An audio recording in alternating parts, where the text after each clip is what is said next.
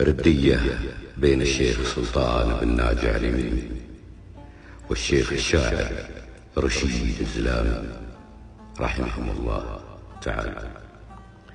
بعد ما جاء رشيد الزلامي من الكويت وكانوا متخاويين ورايحين إلى جنوب المملكة العربية السعودية، قال الشاعر رشيد الزلامي: اليوم أنا وياك يا سلطان نبي نقنعها جواعدها ونعس من ضرعها إلى الرهيان للبدو حتى نشددها.